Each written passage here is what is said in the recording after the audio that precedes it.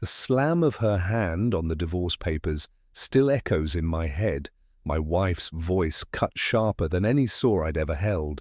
"You're nothing but a failure, Adam. Even your daughter knows it." And then, the look in my little girl's eyes, half fear, half shame, as if she couldn't decide whether I was still her father or just another broken man. That moment was the hammer blow that split our family apart. But humiliation didn't begin that night. No, it started long before, in front of everyone I thought I could trust. I was a carpenter once known in town for my steady hands and proud work. People used to say if Adam's stone built it, it'll outlast us all. I believed them. My shop smelled of cedar and oak, the air always thick with sawdust and the promise of something lasting. But pride has a way of blinding you, and I didn't see how quickly everything could fall apart. It began with small mistakes, a wobbly chair leg here, a cracked table edge there. At first, customers forgave me, chalking it up to bad luck. But whispers spread. He's slipping. Maybe he drinks too much. His best days are behind him. I told myself I didn't care, but I did. One evening, my wife invited her family for dinner. The table was full, her parents, her brothers, even the cousins. I sat at the head trying to look like the man I once was. Halfway through the meal, her brother leaned back, smirking. "So, Adam, I hear another one of your orders got returned." What was it this time? A chair that collapsed or a table that couldn't stand straight? Laughter erupted around the table. My wife's cheeks flushed, not with embarrassment for me, but with agreement. "It's true," she said coldly, stabbing her fork into her plate. "I don't know how long I can keep covering for you. Everyone knows you can't provide anymore." Her words hit harder than the laughter. But what destroyed me was the silence that followed from my daughter. She sat across from me, her small hands folded, her eyes wide and uncertain. She didn't speak, didn't defend me, didn't even smile. She just looked ashamed. I tried to fight back. I slammed my fist on the table. "I built this house with my own 2 hands, every board, every nail. Don't talk to me like I'm nothing." But my voice cracked weak even to my own ears. More laughter followed. My wife's father shook his head, muttering, "Pride doesn't feed a family, Adam." The humiliation sank deep. That night, after everyone left, my wife turned to me. "You've dragged us down long enough. You're not a husband, you're not a father, you're dead weight." I wanted to shout, to argue, but my daughter appeared in the doorway clutching her toy rabbit. She didn't say a word, she didn't need to. Her eyes said everything: disappointment, confusion, hurt. I'd failed her in ways I didn't even understand yet. The final blow came days later at the lumberyard. I went to pick up wood, hoping to land one last commission, but the owner shook his head. "Sorry, Adam, can't sell to you on credit anymore. Word is you don't deliver. I can't risk it." His voice was firm, but his eyes were pitying. Nothing is worse than pity. When I left the yard, whispers followed me like shadows. There goes Adam Stone, the carpenter, who used to matter. Humiliation wasn't just losing my work. It was losing respect, losing the trust of the woman I married, and worst of all, losing the light in my daughter's eyes. And I knew, though I wouldn't admit it then, that humiliation was only the beginning of my fall. Leaving wasn't a single moment, it was 1,000 small cuts that finally bled us dry. After that dinner, after those words, there was no saving what little remained of my marriage. The house I had built with my hands board by board had become a prison of silence and anger. The papers came quietly. My wife didn't scream, didn't fight anymore. She just laid them on the table one morning next to a cold cup of coffee. "Sign them," she said, her voice empty, as if I was already gone. I stared at the lines of legal words, each one a nail sealing the coffin of our life together. My hands shook as I picked up the pen. A carpenter's hands are supposed to be steady, but mine trembled like a boy's. I scratched my name at the bottom, and just like that, 20 years of marriage collapsed into silence. The real blow came not from her, but from my daughter. She was only 11, old enough to understand, young enough to still hope. She clutched her backpack standing by the door, avoiding my eyes. "Come on, honey," her mother called already halfway to the car. I knelt down, desperate. "Sweetheart, I'll see you soon, all right? You'll come visit?" She didn't answer. She just hugged her rabbit tighter, the same one she'd carried since she was little. Her lips pressed together, trembling, but no words came. Finally, she turned, climbed into the car and closed the door without looking back. That sound, the door shutting, was louder than any hammer blow I'd ever known. And just like that, the house was empty. The first night alone, I sat at the kitchen table long after the sun went down. The walls echoed with silence. I half expected to hear my daughter's footsteps, her laughter, her little voice calling for me. But the only sound was the groan of the wood I had built now, hollow without them. The days blurred. I went to the workshop out of habit, but it wasn't the same. Tools sat unused, sawdust gathered like dust on a grave. My hands, once strong, now shook not from work, but from drink. The bottle became my only company. At night, the loneliness was unbearable. I'd stare at her empty room, the posters still on the walls, the toys still on the shelves, and feel the weight of her absence press against my chest. I'd whisper her name, hoping somehow she'd hear me. But walls don't answer. I tried calling once. I dialed the number, my heart pounding, but when her mother answered, her voice was sharp. "Don't call here, Adam. She doesn't want to talk to you." And then in the background I thought I heard my daughter ask, "Who is it?" before the line went dead. That cut deeper than any insult. To her, I was fading, someone she couldn't claim as her father. I told myself I'd fight for custody, that I'd prove I was still a father worth keeping. But the truth was, I was broken. The courts would see the bottles, the failed business, the ruined reputation. What chance did I have? So I let them go. And the separation wasn't just legal, it was spiritual. My wife had left me years ago, long before the papers. My daughter, though she didn't mean to, left me that day at the door. And I, in my weakness, left them both by not fighting harder. The house, once warm with laughter, became colder than any winter I'd ever known. I ate alone, drank alone, slept alone. The sound of a hammer, once the heartbeat of my life, was gone. And in that silence, I began to understand the true cost of humiliation.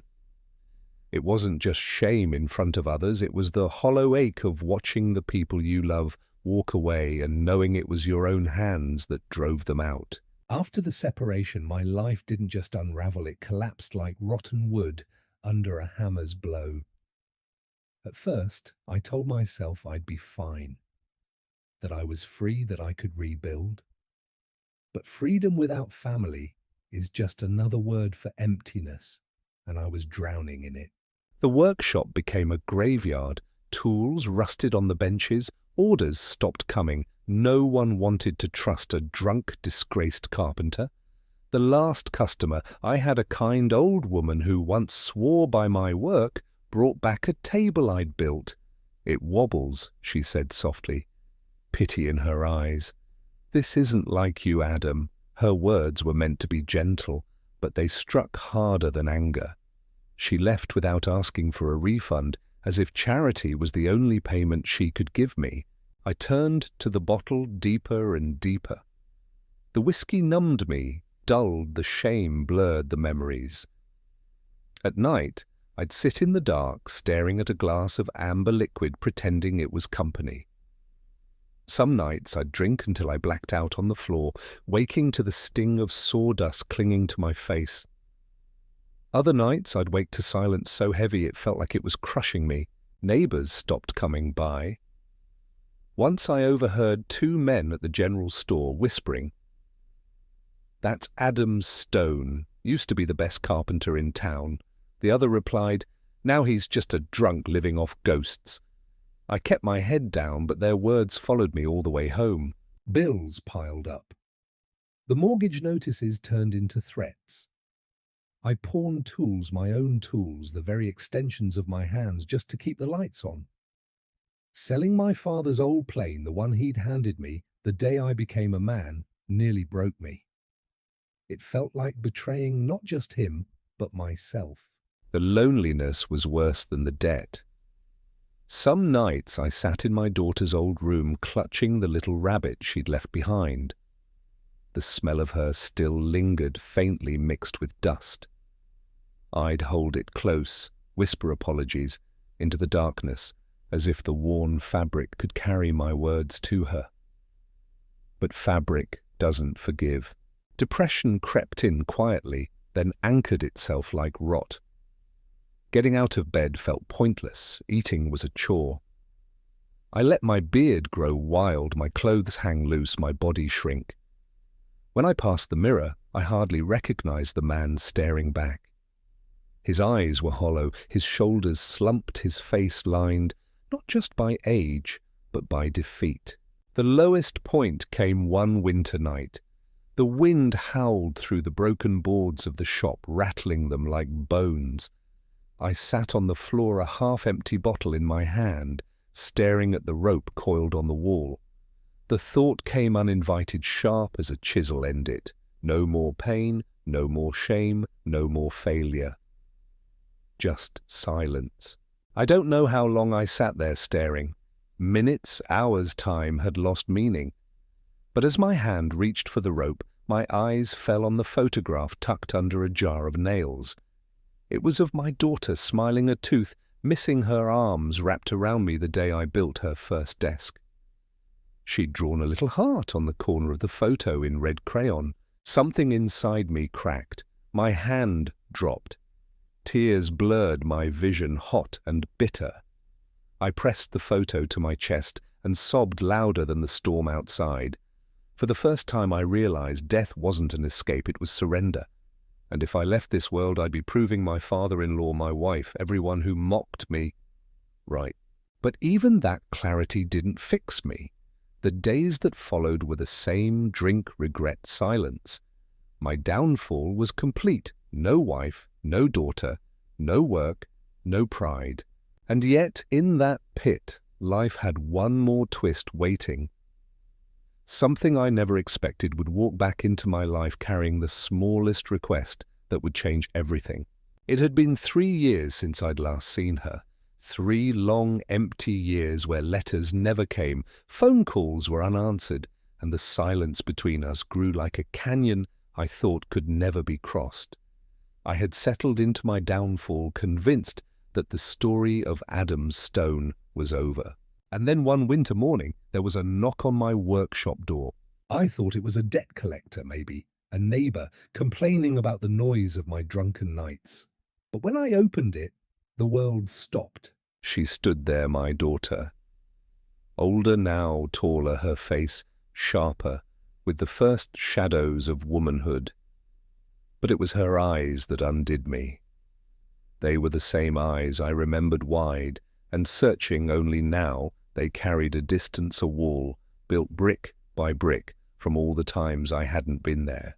She didn't rush into my arms, she didn't smile, she just held out something wrapped in an old cloth. I brought you this, she said, her voice barely above a whisper. I unwrapped it slowly, my hands trembling. Inside was a chair, a small wooden chair, one I had built for her when she was a child. Its leg was cracked, one joint broken clean through. The sight of it nearly dropped me to my knees. "You made this for me when I was 6, she said softly, almost accusing.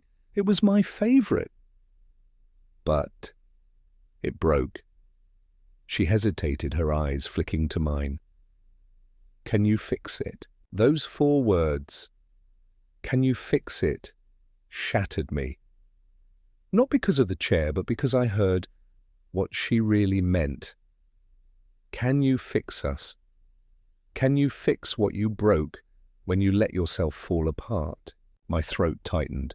I wanted to say 1,000 things, to beg forgiveness, to pour out every ounce of regret.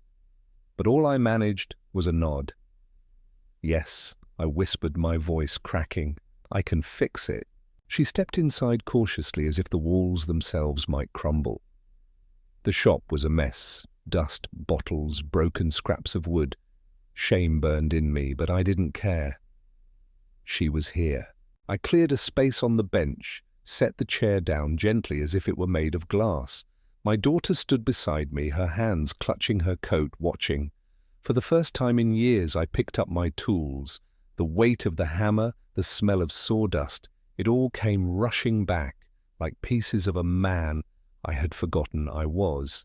As I worked, silence filled the room. Not the heavy silence of separation, but a new one, curious, fragile, almost hopeful. I shaved the splintered wood, measured the joint, drove a dowel into place. Each strike of the mallet felt like striking against the walls between us. At one point, I glanced at her. She wasn't watching the chair anymore. She was watching me. Her eyes softened just a little, and I saw the faintest flicker of the little girl who once sat on my lap, proud of the things her father built. I stopped wiping the sweat from my brow. "It won't be perfect," I said quietly. She shrugged, a small smile tugging at her lips. "Neither are we." That broke me all over again. By the time the chair stood solid on its 4 legs, I was shaking. Not from the effort, but from the weight of what it meant. I turned it toward her, my hands trembling. "It's yours again." She touched it lightly, then sat down. The chair held. She looked at me, and for the first time in years, she smiled. It wasn't forgiveness, not yet, but it was something far more precious. It was hope. The chair was just the beginning. Once my hands remembered their craft, something in me woke up. For years I had let the tools rust the woodpile, rot the smell of sawdust, vanish from the air. But now, with my daughter's chair solid under her weight, the workshop breathed again. And so did I. The next day I swept the floor. It sounds simple, but I hadn't touched a broom in months. The dust lifted in clouds, dancing in the shafts of morning light. My daughter sat quietly on a stool, hugging her knees, watching me. She didn't say a word, but her presence filled the silence. For the first time in years, I wasn't alone in that shop. Soon after, I picked up another project, an old cabinet I'd once promised to fix for a neighbor. It had sat half-finished in the corner, abandoned like everything else. I ran my hand over the warped wood, the grooves where I had left it unfinished, and felt shame. But I also felt determination. "Want to help?" I asked her, surprising myself. She blinked, then nodded. I handed her a piece of sandpaper. Her small hands worked clumsily at first, but she kept at it, her brow furrowed in concentration. I showed her how to sand with the grain, not against it, how to feel for the smoothness under her fingertips. She grinned when she got it right, and my chest ached with pride I hadn't felt in years. Day by day the workshop changed. Broken stools were repaired, crates were stacked neatly. I stopped leaving bottles on the bench. Instead, I left plans, sketches, scraps of wood I actually meant to use. The smell of sawdust returned, sharp and sweet, clinging to our clothes. And with every project, our conversations grew. At first they were short, practical. "Pass me the chisel, hold this steady, sand it a little more." But slowly, the words dug deeper. One evening, as we polished the cabinet doors, she asked quietly, "Why did you let everything fall apart, Dad?" The word Dad almost broke me. It had been so long since I'd heard it from her lips. I swallowed hard, because I was weak, because I believed what everyone said, that I wasn't enough. And instead of proving them wrong, I gave up. I gave up on the work and on you. Her sanding stopped. She looked at me, her eyes wet but steady. "I missed you." "I missed you more than anything," I whispered. That night, when she left, I didn't drink. I sat in the quiet workshop, staring at the polished cabinet, and realized it wasn't just wood I was rebuilding. It was myself. Weeks turned into months. The shop began to look alive again, and so did my spirit. Neighbors started noticing. One old customer peeked in, surprised to see me working. "Didn't think you had it in you anymore, Adam," he said. I wiped my brow, smiling faintly. Neither did I. He ordered a small bookshelf just to test me. When I delivered its sturdy and true word spread, slowly customers trickled back. And every time someone placed an order, I felt my daughter's eyes on me watching, measuring. Not my work, but my resolve. We built more than furniture together. We built trust. She started telling me about her school, about the friends she had, about how hard it was to explain to people why her father wasn't around. Each word was a chisel to my heart, carving away the guilt I had buried. I listened, really listened, and for the first time in her life I didn't interrupt or make excuses. I just said, "I'm sorry, I'll do better." One evening, as the sun dipped behind the trees, we stood outside the shop, staring at a row of finished chairs lined up on the porch. My daughter slipped her hand into mine. "It feels different now," she said softly. I looked at her, at the streak of sawdust on her cheek, at the determination in her eyes, and I realized she wasn't just talking about the shop. She was talking about us. Rebuilding wasn't easy. It wasn't fast. But each day we sanded, hammered and polished, I felt us piecing back together what I thought had been lost forever. And for the first time in years, I believed, truly believed, that maybe, just maybe, we could heal. The workshop no longer felt like a tomb. Sawdust floated in the air again, catching the afternoon light. The rhythm of hammer and chisel filled the silence that once suffocated me. But what truly made it alive wasn't the sound of tools, it was her. My daughter. At first, she only visited on weekends, sitting quietly as I worked, but soon she stayed longer, sometimes after school, sometimes overnight, in her old room. The house that had echoed with emptiness began to breathe again. One evening we sat on the porch after finishing a cabinet together. The sun was sinking, painting the sky in shades of orange and red. She held a glass of lemonade. I held a mug of coffee, no bottle this time. For a long while neither of us spoke. Then she asked, "Why didn't you fight for me?" The words pierced me deeper than any insult I'd ever endured. My throat tightened and I felt the weight of years pressing down. "Because I thought I'd already lost you," I admitted. "I thought you'd be better off without me." Her eyes brimmed with tears. "I needed you. Even when you were broken, I still needed my dad." I couldn't hold back anymore. My hands shook as I reached for hers. "I'm sorry," I whispered, my voice cracking. "For the nights I wasn't there, for the years I wasted, for every time I let you down. I can't change the past, but I want to spend the rest of my life making it right." She stared at me, searching, weighing my words. Then slowly she nodded and squeezed my hand. "Then don't give up this time." Something shifted in that moment. The wall between us, built from anger, shame and silence, began to crumble. In the days that followed, healing came in small ways. She laughed when I burned dinner, but still ate it anyway. I listened when she talked about school, her dreams, her fears. We argued sometimes, but even in arguments there was love. One Sunday, we visited the old church together. People stared, some with pity, some with surprise. But when she slipped her arm through mine as we walked down the aisle, I felt taller than I had in years. Not because of pride, but because she had chosen to stand beside me. The farm tables, the cabinets, the chairs, we kept building them. But they weren't just furniture anymore. They were milestones. Proof that broken things could be made whole. One night, as I tucked her into bed, something I hadn't done since she was small, she looked at me and whispered, "I forgive you." Tears ran down my face before I could stop them. I kissed her forehead, my chest aching with a mixture of grief and joy.